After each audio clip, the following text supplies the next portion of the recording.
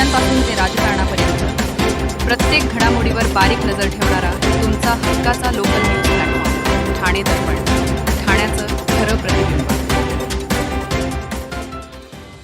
रात्री उशिरापर्यंत टीव्ही पाहिल्याने एका व्यक्तीने त्याची पत्नी, मुलगी आणि नात या तिघांवर चाकूने हल्ला केल्याचा धक्कादायक प्रकार उघडकीस आला आहे. या प्रकरणी राबोडी पोलीस ठाण्यात या व्यक्तीविरोधात गुन्हा दाखल झाला आहे. रात्री उशिरापर्यंत टीव्ही पाहण्यावरून अनेकांच्या घरात वाद होत असतील, पण हा वाद इतका टोकाला गेला की यामुळे आश्चर्य व्यक्त होत आहे.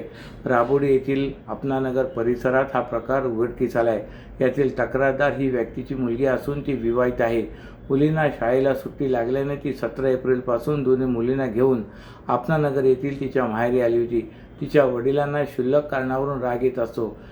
महिला ही तिच्या आई, वडील, बहीण आणि 2 मुलींसोबत घरामध्ये असताना शनिवारी रात्री 12:15 वाजेपर्यंत घरातील टीव्ही सुरू होता. काही वेळ टीव्ही बंद करण्यात आला. तिच्या एका मुलीचा वाढदिवस होता, तो साजरा करण्यात आला. त्यानंतर महिलेच्या बहिणीने मध्यरात्री 12:30 वाजता पुन्हा टीव्ही लावण्यास सांगितला. त्यात तिच्या वडिलांनी विरोध केला. मला झोपायचे असे सांगत त्यांनी सर्वांना शिवीगाळ करण्यास सुरुवात केली. त्याच मुलीच्या आईने विरोध केला असता तक्रारदार हिच्या वडिलांनी रागाच्या भरात भाजी कापण्याची सुरी घेऊन पत्नीच्या गळ्यावर चाकूने वार केला. त्यांना सोडवत असताना तक्रारदार हिच्यावर देखील हल्ला झाला. तिची मुलगी सोडवण्यात गेली असता तिच्यावर देखील त्याने हल्ला केला. या प्रकरणी राबोडी पोलीस ठाण्यात तिने तक्रार दाखल केल्यानंतर या प्रकरणी या व्यक्तीविरोधात गुन्हा दाखल झाला आहे. ठाणे पूर्वेतील म्हणजे कोपरी परिसरातील मल निस्सारण या प्रकल्पातून महापालिकेला 1 रुपयाही उत्पन्न मिळत नसून या उलट कंत्राटदार कंपनीला दरवर्षी सुमारे 10 कोटी रुपये मोजावे लागत आहेत. महापालिकेचे दुर्लक्ष आणि कंत्राटदार कंपनीकडून होत असलेल्या भ्रष्टाचारामुळे ठाणेकरांच्या कररूपी पैशाची लूट होत आहे असा आरोप आमदार केळकर यांनी केल्याने खळबळ उडाले. तसेच हा प्रकल्प महापालिकेसाठी पांढरा हाती ठरत असल्याचा दावाही त्यांनी केला आहे. ठाणे पूर्वेतील म्हणजे कोपरी परिसरातील मल निस्सारण प्रकल्पाची आमदार केळकर यांनी नुकतीच पाहणी केली. त्यावेळी आमदार निरंजन डावकरे, स्थानिक नगरसेवक भरत चव्हाण आणि अधिकारी उपस्थित होते. यानंतर पत्रकारांशी बोलताना त्यांनी गंभीर आरोप केले. कोपरीतील कन्यानगरलगत ठाणे महापालिकेने PPP तत्वावर मल निस्सारण प्रकल्प उभारला असून 2021 साली संबंधित कंत्राटदार AK इलेक्ट्रिकल या कंपनीने प्रकल्पाचे काम सुरू केले. वर्षभरात हा प्रकल्प कार्यान्वित करणे अपेक्षित असताना त्यासाठी 2025 हे वर्ष उजाडले. विशेष म्हणजे या प्रकल्पाची सांडपाण्यातून 120 mld पाणी शुद्ध करण्याची क्षमता असताना फक्त 5 mld शुद्ध पाणी तयार करण्यात येते.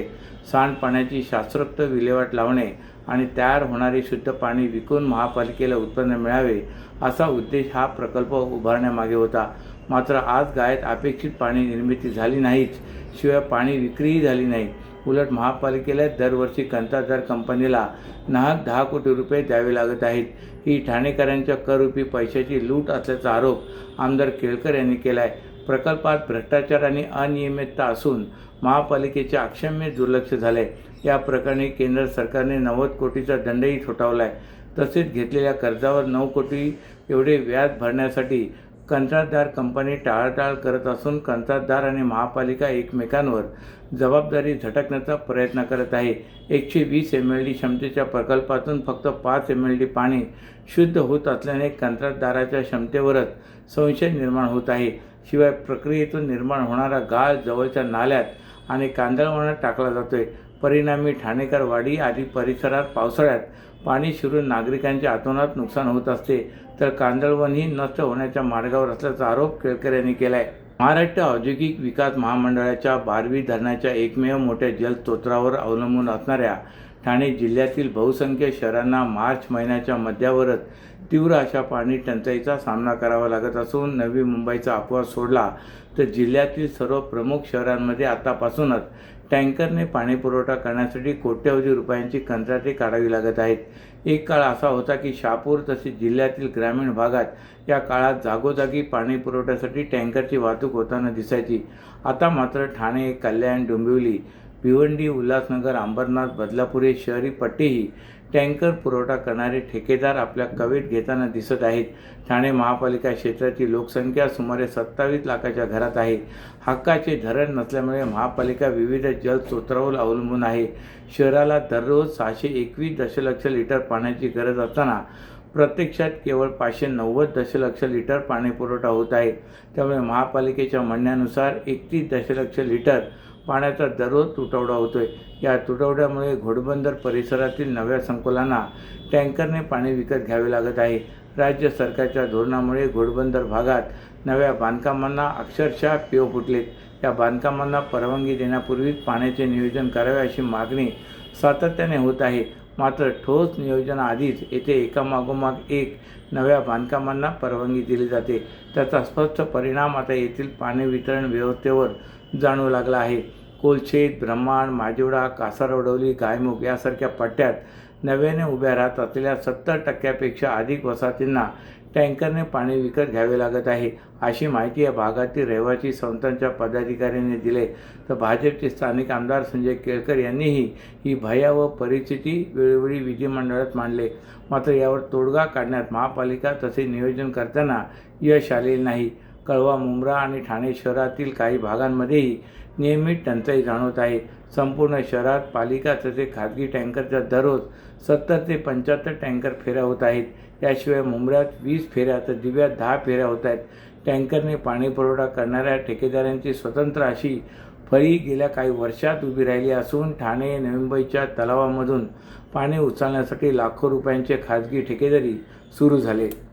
सर्व नागरिकांना आवाहन करण्यात येत आहे की सध्या डासांमार्फत पसरणाऱ्या डेंग्यू या आजाराचा प्रसार रोखण्यासाठी प्रत्येकाने पुढील प्रमाणे कार्यवाही करावी.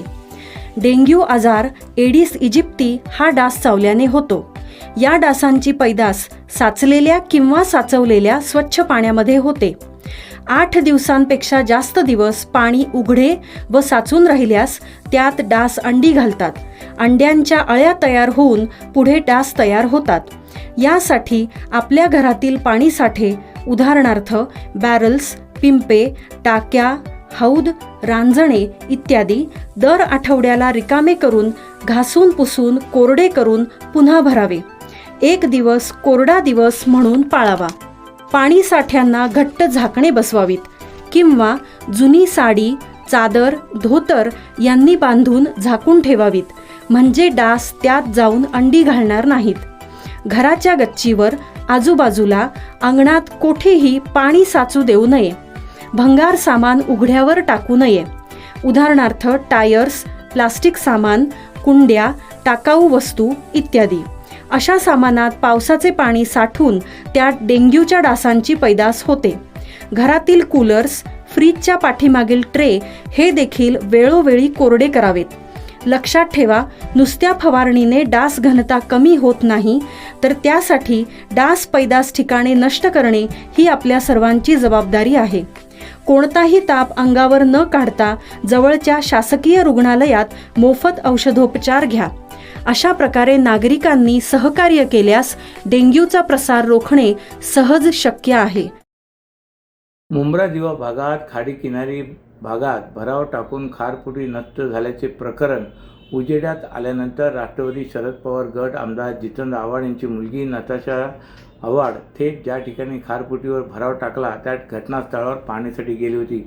परंतु जागा मालकाच्या कर्मचाऱ्यांनी तिला जागेवर प्रवेश देण्यास मनाई केली. या कालावधीत तणाव निर्माण झाला होता. अखेर नताशा आव्हाड आणि त्यांच्या कार्यकर्त्यांनी जागेत प्रवेश करून येथील कर्मचाऱ्यांना जाब विचारला. ठाणे जिल्ह्यातील मुंब्रा आणि दिवा भागात मोठ्या प्रमाणात खाडीकिनारी खारफुटीवर भराव टाकण्यात आल्याचे उघडकीस आले. मुंब्रा, दिवा शहरात यापूर्वीही अनेक ठिकाणी भराव टाकून खारफुटी नष्ट करण्यात आली होती. अवघ्या काही लाख रुपयात चाळी, इमारतीमधील घरे गोरगरिबांना विक्री केली होती. खारफुटी नष्ट केल्याने गेल्या वर्षी पावसाळ्यात दिवा आणि मुंब्रा शहरात पूरस्थिती निर्माण झाली होती. अनेक घरांमध्ये पाणी शिरले. दुचाकी, घरातील साहित्य पावसाच्या पाण्यात वाहून गेले होते. आता थेट रेल्वे रुळालगतच खारफुटी नष्ट करून भराव टाकला जात असल्याने पर्यावरण संवर्धन आणि संरक्षणावर गंभीर स्थिती निर्माण झाली. तसे रेल्वे रूळ देखील पाण्याखाली जाण्याची भीती व्यक्त केली जात आहे. दरम्यान वनशक्ती संस्थेचे संचालक स्टॅलिन डी यांनी या भागात 66 एकर जागेत भराव टाकल्याचा दावा केला आहे. या संदर्भाचे वृत्त काही वृत्तपत्रात प्रसिद्ध झाल्याने रुळालगतची खारफुटी नष्ट या मथळ्याखाली 16 एप्रिलचे प्रसिद्ध झाले होते. या वृत्त प्रसिद्ध झाल्यानंतर अखेर दिवा येथील ग्राम व महसूल अधिकाऱ्यांनी या प्रकरणी मुंब्रा पोलीस ठाण्यात तक्रार दाखल केली. या तक्रारीच्या आधारे पर्यावरण संरक्षण अधिनियमन 1986चे कलम 15-17 प्रमाणे अज्ञाता विरोधात गुन्हा दाखल झाला आहे. गुन्हा सरकारच्या वतीने दाखल करण्यात आला असला तरीही कारवाईबाबत साशंकता व्यक्त केली जात आहे. फक्त गुन्हा दाखल करू नये, ज्या ठिकाणी भराव टाकण्यात आला आहे ती जागा पूर्वस्थितीत कधी आणणार आणि दोषींना शिक्षा कधी मिळणार असा प्रश्न पर्यावरणप्रेमी विचारत आहेत. रिक्षा आणि टॅक्सी चालकांना मुंबई ठाणे महानगरात 1 मे पासून मराठी सक्ती केल्यानंतर काही रिक्षा टॅक्सी चालकांच्या संघटनांनी या निर्णयास विरोध दर्शविला असून तसेच आंदोलनाचा इशारा दिला आहे. दरम्यान आज मनसेने ठाणे रेल्वे स्थानक परिसरात व कॅडबरी पुलाखाली अनोखी मोहीम हाती घेतली. ज्या रिक्षा चालकांना मराठी लिहिता वाचता येते आणि समजते त्यांच्या रिक्षावर मराठीचे स्टिकर चिटकवण्यास सुरुवात केली. या माझ्या रिक्षात बसा असा आशयाचा स्टिकरवर आहे. त्या रिक्षा चालकाचाही चांगला प्रतिसाद मिळाला आहे.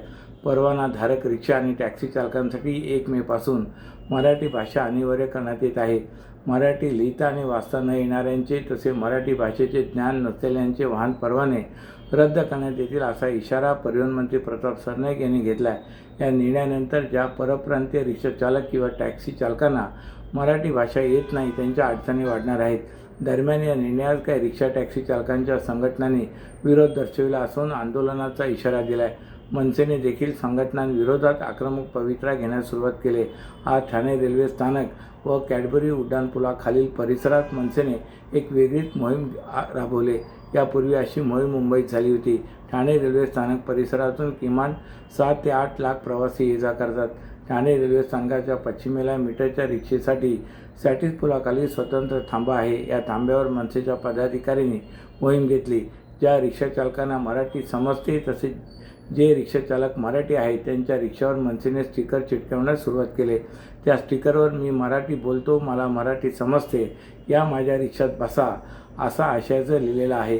मनसेच्या या मोहिमेचे सर्वांचे लक्ष वेधून घेत आहे. ठाण्यामध्ये ना सगळीकडेच तुम्हाला माहिती आहे हा नियम जुना आहे. आत्ताचा नियम नाही आहे. ज्यावेळेला हे बॅच काढायला जातात त्यावेळेला आहे ना मराठी येतं की नाही बघितल्यानंतरच त्यांना तो बॅच दिला जातो. परंतु आता हे काय जे राजकारण चाललं आहे हे काही ठराविक पक्षाची लोक हे करत आहेत. मी सन्माननीय हे परिवहन मंत्री आपले प्रताप सरनाईक साहेबांचं अभिनंदन करेल, त्याचे आभार मानेल की त्यांनी आहे तो कायदा त्यांनी लोकांना सांगितला आणि त्यानंतर हा जो गदारोळ चालला आहे. राजसाहेब तर किती वर्ष बोलत आहेत. आता जे इथेही कष्टकरी मंडळी आहेत इथे सगळे परप्रांतीय वगैरे आहेत, त्यांच्या बिचारांच्या मनात हे असलं काय राजकारण नाही आहे. त्यांचंही म्हणणं तेच आहे की आम्ही इथे पोट भरायला आलो आहे, आम्हाला भाषेचं ना आम्ही जर इथे आमची रोजीरोटी आहे तर इथली भाषा बोलली तर चुकीचं काय. आणि सगळे बोलतात.